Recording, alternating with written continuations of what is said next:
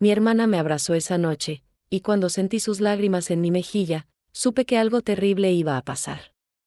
No sabía qué, pero el corazón de una madre nunca miente. Era 15 de diciembre, y yo acababa de regresar del hospital después de 3 días internada por neumonía. Mis pulmones aún estaban débiles, mi respiración era laboriosa, y el médico había sido muy claro: necesitaba reposo absoluto. Mi familia parecía tan preocupada, tan atenta.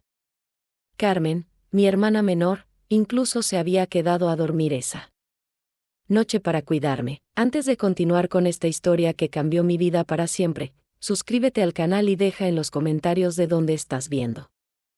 Estoy segura de que mi historia tocará tu corazón. Esa madrugada desperté con un olor extraño. Al principio pensé que era mi medicamento, pero luego reconocí ese aroma acre, químico. Gasolina. Mi corazón comenzó a latir como loco mientras mis ojos se adaptaban a la oscuridad. La casa estaba en silencio, demasiado silencio para una casa donde vivían 5 personas. Me levanté con dificultad, mis piernas temblando por la debilidad, y caminé hacia la sala. El olor se intensificaba con cada paso. Cuando llegué a la cocina, vi algo que me heló la sangre: un charco brillante en el suelo, manchas húmedas en las paredes, y en el fregadero, un bidón de gasolina vacío. En ese momento escuché el sonido más aterrador de mi vida: el clic de un encendedor. Me volteé y vi a mi propio hermano, Eduardo, con una mirada que no reconocí. Era la mirada de un extraño. «Perdóname, Mercedes», susurró. No había otra manera. Las llamas comenzaron a devorar mi cocina, esa cocina donde había preparado miles de tamales navideños, donde había consolado a mis hijos cuando lloraban, donde había celebrado cada cumpleaños de esta familia que ahora me traicionaba. Corrí hacia la puerta principal, pero estaba cerrada con llave. Las ventanas también. Mi respiración se volvió más difícil, no solo por el humo, sino por la comprensión terrible de lo que estaba pasando. Mis propios hermanos, mis propios hijos. Habían planificado esto. El calor era insoportable. Las llamas se extendían rápidamente por las cortinas que mi madre había bordado a mano, por los muebles que habíamos comprado con tanto sacrificio. Pero lo que más me dolía no era perder mis cosas, sino entender que mi propia familia había decidido que yo valía más muerta que viva. Recordé entonces las conversaciones susurradas que había escuchado en las últimas semanas. Las reuniones familiares de las que me excluían.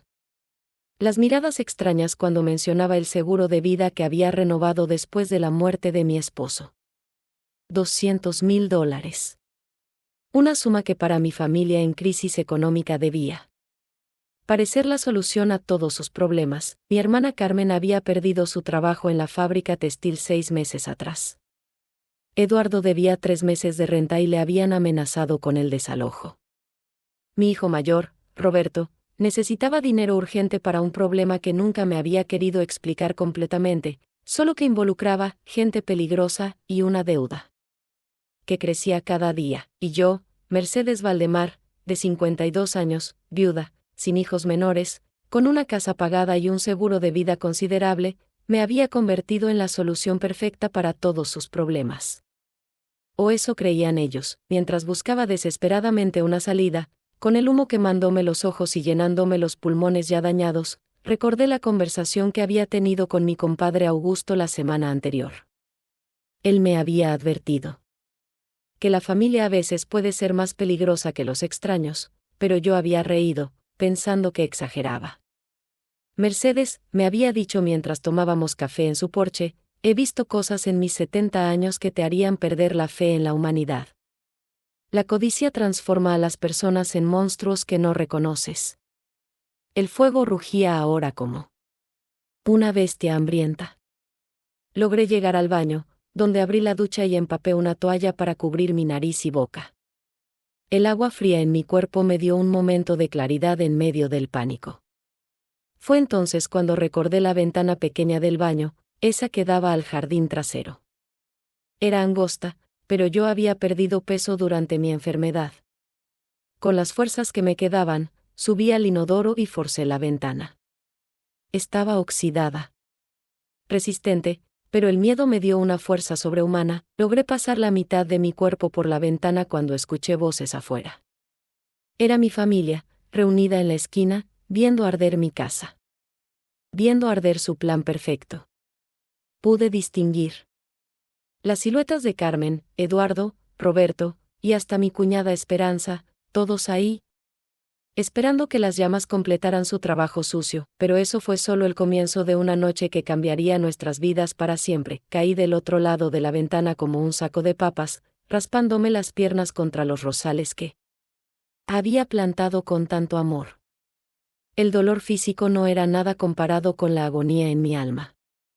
Mis pulmones ardían, mi cuerpo temblaba, pero mi mente estaba más clara que nunca. Desde mi escondite detrás del cobertizo, pude escuchar perfectamente sus voces. Eduardo hablaba por teléfono con los bomberos, fingiendo desesperación. Por favor, vengan rápido. Mi hermana está adentro, está muy enferma, no puede salir sola. Carmen lloraba teatralmente, abrazada a Roberto, mi pobre hermana. Dios mío, ¿por qué tenía que pasar esto? Su actuación era tan convincente que por un momento dudé de mis propios sentidos. Esperanza, siempre la más práctica, ya estaba calculando, el seguro va a preguntar muchas cosas.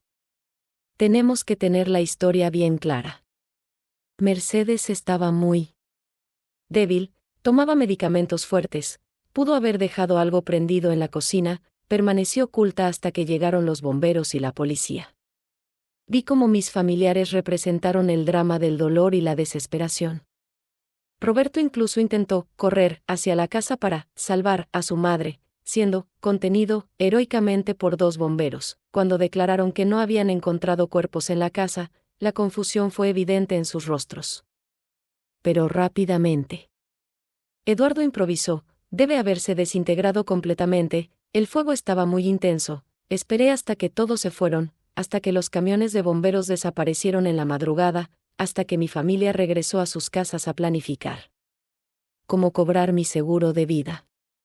Solo entonces salí de mi escondite, temblando no solo de frío, sino de una furia que nunca había sentido antes. Caminé descalza por las calles que conocía desde niña, esas calles de nuestro barrio donde había crecido, donde me había casado, donde había criado a mis hijos. Cada esquina tenía un recuerdo, pero ahora todos esos recuerdos estaban contaminados por la traición. Llegué a la casa de mi compadre Augusto cuando el sol comenzaba a salir.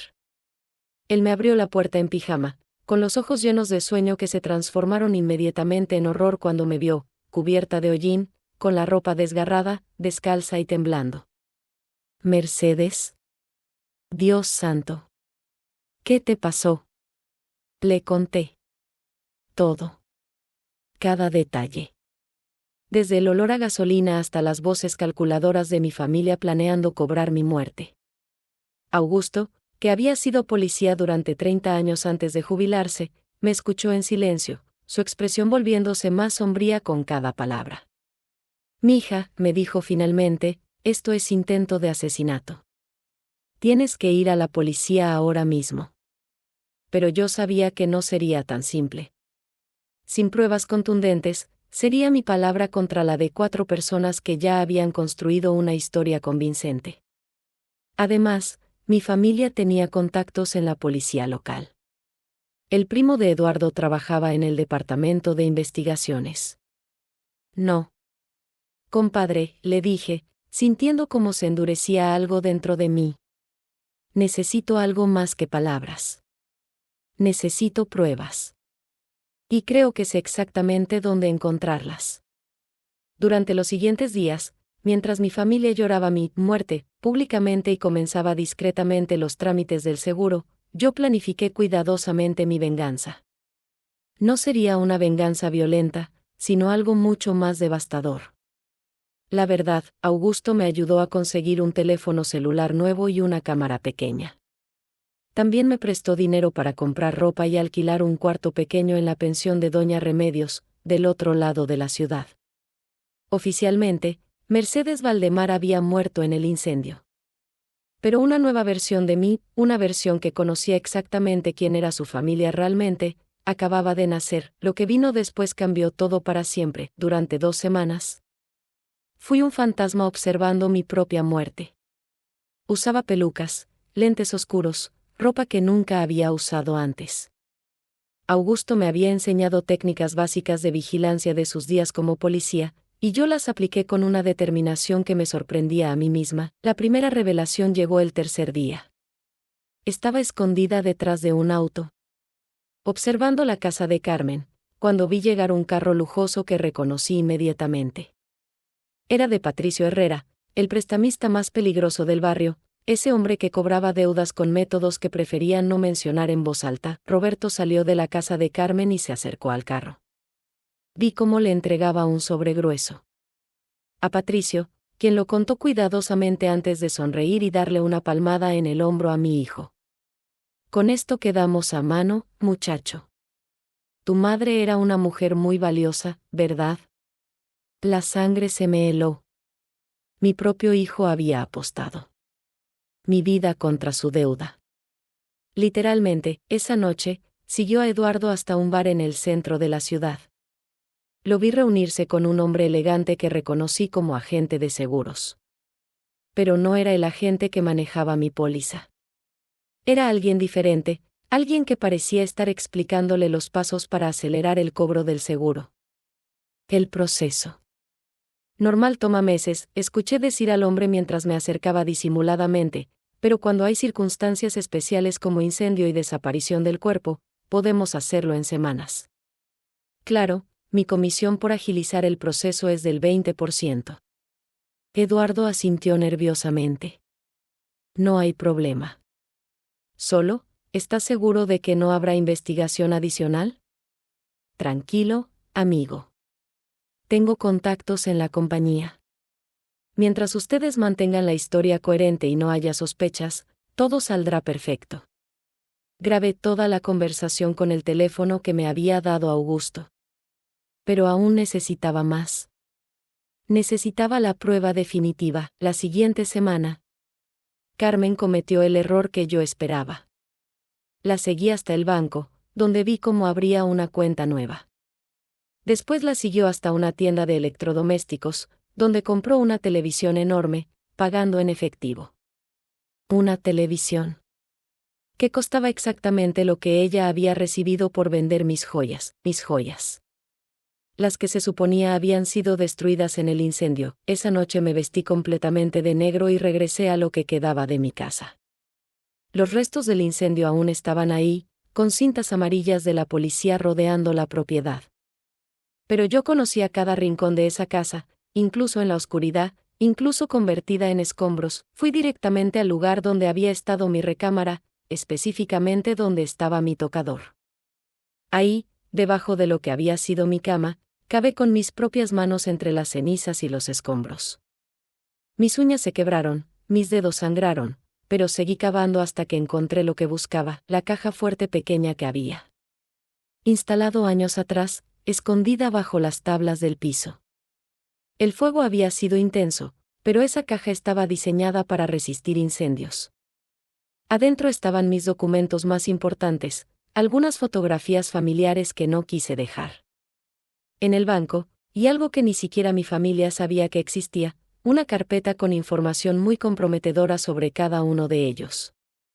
Verán, durante años yo había sido la confidente de la familia. La hermana mayor, la que escuchaba problemas, la que guardaba secretos, la que ayudaba sin hacer preguntas. Y como buena hermana mayor y madre protectora, siempre había mantenido registro de las ayudas que daba, los préstamos que hacía, y sí, también de las cosas turbias que mis familiares hacían. Eduardo no solo debía renta. Había sido arrestado 2 veces por vender drogas, algo que había mantenido en secreto de su esposa. Yo tenía las fotos de su fichaje policial y copias de los documentos legales. Carmen no solo había perdido su trabajo. La habían despedido por robo. Había estado vendiendo información confidencial de la empresa a la competencia. Yo tenía las cartas de despido y los reportes internos que me había mostrado, llorando, pidiéndome que nunca lo contara. Roberto tenía el secreto más grave de todos. La deuda con Patricio no era por juegos o drogas. Era chantaje. Roberto había atropellado y matado a un niño mientras manejaba borracho el año anterior, y Patricio había sido testigo. En lugar de ir a la policía, Patricio había decidido cobrar silencio mensual, y Esperanza, mi querida cuñada, tenía una doble vida que ni siquiera Eduardo conocía. Había estado desfalcando la caja chica de la iglesia donde trabajaba como contadora voluntaria, robando dinero de las donaciones para los pobres. Con esta información en mis manos, sonreí por primera vez desde el incendio. No era una sonrisa de felicidad, sino algo mucho más frío. Era la sonrisa de alguien que finalmente tenía todas las cartas ganadoras, pero lo que descubrí después, en esa misma caja fuerte, fue algo que cambió completamente mi plan de venganza. Algo que ni siquiera yo recordaba haber guardado ahí. Algo que convertiría mi dolor en la justicia más poética que pudieran imaginar. Al fondo de la caja, envuelto en plástico, estaba el testamento secreto de mi difunto esposo. Un testamento que cambiaba todo, absolutamente todo. El testamento de Miguel, mi esposo, estaba fechado apenas una semana antes de su muerte por infarto. Nunca me lo había mencionado, pero ahora entendía por qué. Mientras leía cada línea. Con una linterna pequeña, sentada entre los escombros de mi casa incendiada, comprendí que Miguel había sabido algo que yo nunca sospeché. El documento era claro: Miguel había descubierto las actividades ilegales de mi familia. Tenía pruebas de todo. Los negocios turbios de Eduardo, los robos de Carmen, el chantaje que sufría Roberto, y las malversaciones de Esperanza en la iglesia. Pero en lugar de confrontarlos directamente, había hecho algo mucho más inteligente. Había cambiado completamente su testamento. La casa, que yo creía que era mía por ser su esposa, en realidad había sido legada a una fundación benéfica, con la condición de que yo pudiera vivir ahí hasta mi muerte. Mi seguro de vida, que mi familia codiciaba tanto, tenía un beneficiario secundario secreto. Si yo moría en circunstancias sospechosas, todo el dinero iría directamente a esa misma fundación, y además se activaría una investigación privada. Automática, pero la parte más devastadora del testamento era la última cláusula. Miguel había dejado copias de todas las evidencias contra mi familia en manos de su abogado, con instrucciones específicas de entregarlas a las autoridades si algo me pasaba. En otras palabras, matándome, mi familia no solo no obtendría ni un centavo, sino que se habían condenado a sí mismos. Al día siguiente, me dirigí a la oficina del licenciado Morales, el abogado de Miguel. Por supuesto, él casi se desmaya cuando me vio entrar. Según todos, yo estaba muerta. Señora Mercedes. Pero, el incendio, dijeron que había muerto. Le conté toda la verdad. El licenciado Morales, un hombre de unos 60 años con 40 años de experiencia legal, me escuchó con una mezcla de horror y admiración profesional. Su esposo era un hombre muy sabio, me dijo finalmente. Vino aquí muy preocupado, diciendo que temía por su seguridad. Nunca imaginé que sus preocupaciones fueran tan literales. Me mostró todas las pruebas que Miguel había recopilado. Fotografías, documentos, grabaciones de audio. Mi esposo había estado investigando a mi familia durante meses antes de morir, probablemente sospechando que eventualmente intentarían lastimarnos. ¿Qué quiere hacer, señora Mercedes?, me preguntó el abogado.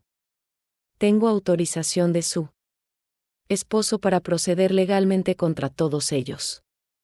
Pero yo tenía un plan diferente.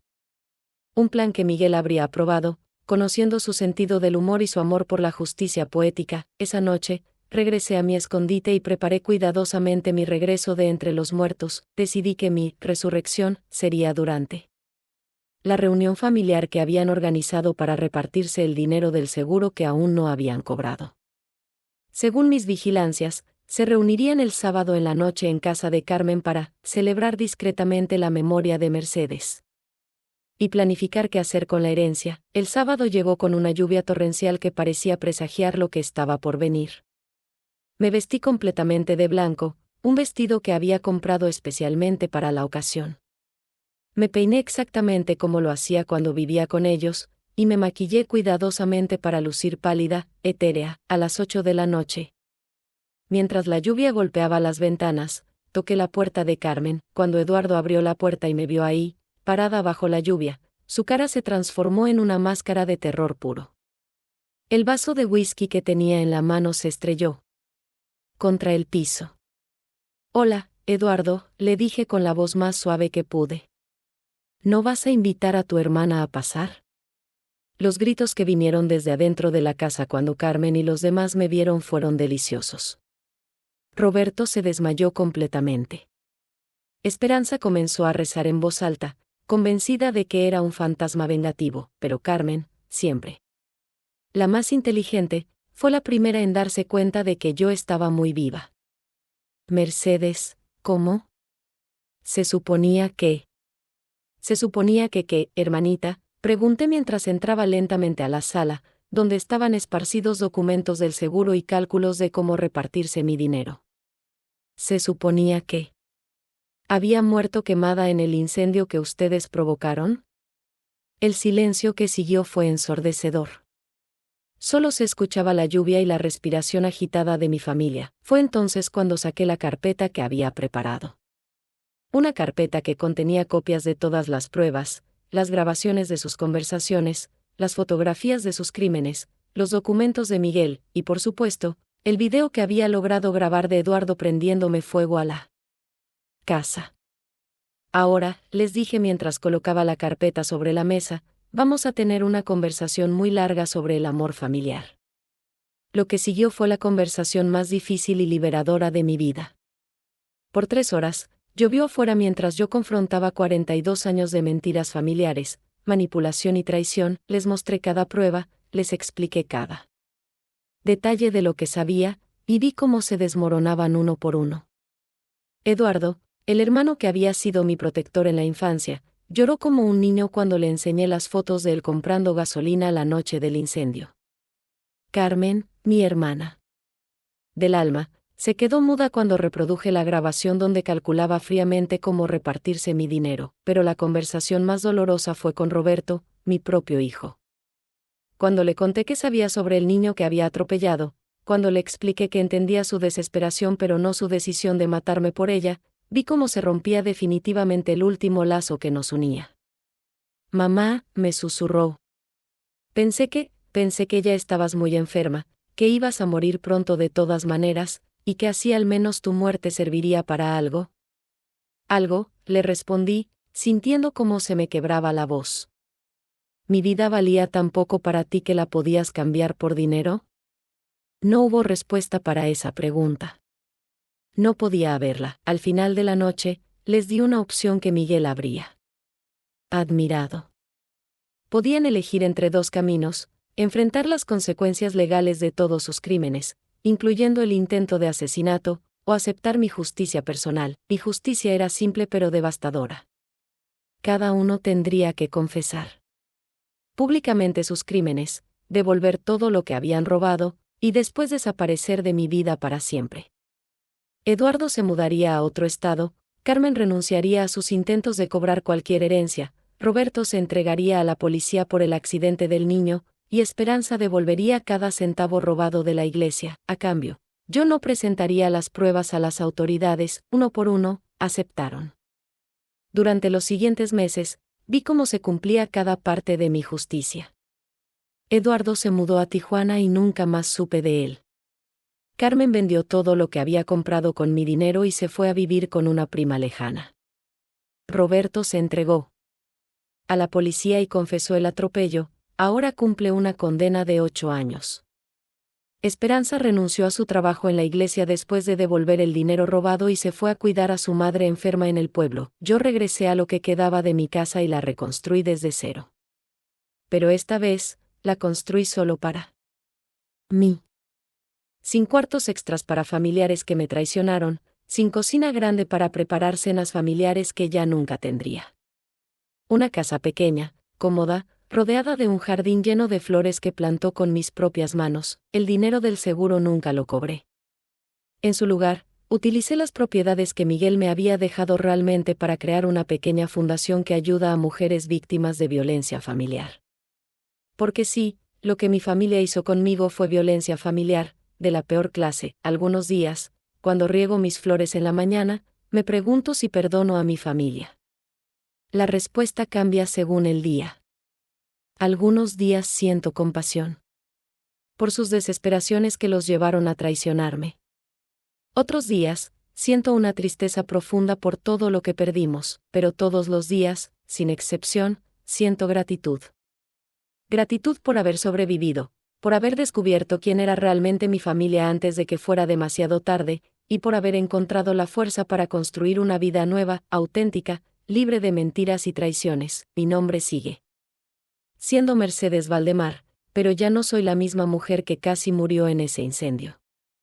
Soy alguien que conoce exactamente lo que vale su propia vida, y que nunca más permitirá que nadie la ponga en peligro. Si esta historia tocó tu alma, dale like, suscríbete y comparte tu reflexión en los comentarios.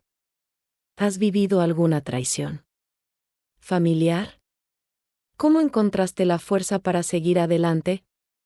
Para la próxima historia, haz clic en la caja a la izquierda. Gracias por acompañarme en este viaje de dolor, descubrimiento y renacimiento.